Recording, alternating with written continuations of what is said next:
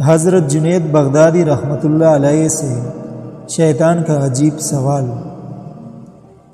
حضرت جنید بغدادی رحمۃ اللہ علیہ نے ایک مرتبہ دل میں خیال کیا کہ اگر شیطان سے ملاقات ہو جائے تو ایک سوال کروں گا، اور انہوں نے ایک دن اللہ سے دعا بھی کر دی کہ اے اللہ کبھی شیطان سے ملاقات کرا دے تاکہ اس سے سوال کر لوں۔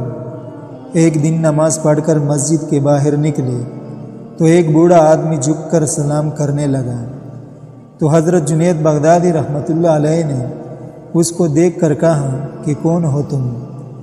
تو وہ شخص کہنے لگا میں وہی ہوں جس سے ملنے کی آپ کو آرزو اور تمنا تھی۔ تو حضرت جنید بغدادی سمجھ گئے کہ یہ اصل میں شیطان ہے۔ شیطان نے کہا کہ آپ مجھ سے کیوں ملنا چاہتے تھے؟ تو حضرت جنید بغدادی نے کہا کہ میرے ذہن میں تیرے متعلق ایک سوال ہے، اور سوال یہ ہے کہ جب اللہ تعالیٰ نے تجھے حضرت آدم علیہ السلام کو سجدہ کرنے کا حکم دیا تو میری سمجھ میں نہیں آتا کہ آخر تجھے کس چیز نے اللہ کے حکم کی تعمیل سے منع کیا؟ کیوں تو نے سجدہ نہیں کیا؟ کیا اللہ کی عظمت کو نہیں جانتا تھا؟ ارے تجھے اللہ کی معرفت حاصل تھی، اللہ تعالیٰ کی عظمتوں اور جلالتوں سے تو واقف تھا۔ اس قدر اللہ کی قربت رکھنے کے باوجود جب اللہ نے تجھے حکم دیا کہ آدم کو سجدہ کر تو نے آخر کیوں سجدہ نہیں کیا؟ اس پر شیطان کا جواب کیا تھا وہ سننے کے قابل ہے۔ اس کے جواب نے کچھ دیر کے لیے حضرت جنید بغدادی رحمۃ اللہ علیہ کے ہوش اڑا دیے۔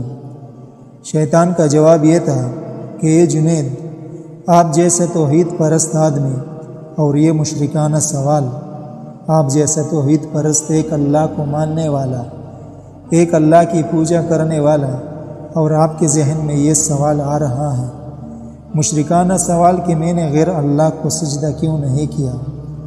کہنے لگے کہ آدم تو غیر خدا تھے، خدا تو نہیں تھے، میں غیر اللہ کو کیوں سجدہ کر لیتا؟ آپ جیسا توحید پرست آدمی ایسا مشرکانہ سوال میرے سے کر رہا ہے، بڑے افسوس کی بات ہے۔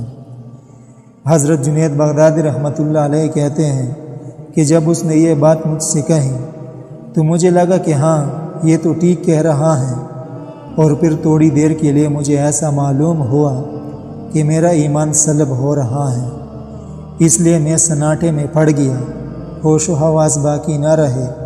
میں سوچنے لگا کہ اس کو کیا جواب دے سکتا ہوں، اس لیے کہ جب وہ کہہ رہا ہے کہ تم ایک اللہ کو ماننے والے ہو اور مجھے پوچھتے ہو کہ آدم کو سجدہ کیوں نہیں کیا۔ حضرت جنید بغدادی رحمۃ اللہ علیہ کہتے ہیں کہ میرے ذہن میں جواب نہیں آیا، تو فوراً اللہ کی طرف سے الہام ہوا اور مجھ سے کہا گیا کہ اس سے یہ پوچھو کہ حکم دینے والا کون تھا۔ حکم دینے والا جب خود کہہ رہا ہے کہ فلاں چیز کو سجدہ کرو تو توحید اسی کا نام ہے کہ اس کی بات کو مان لیا جائے۔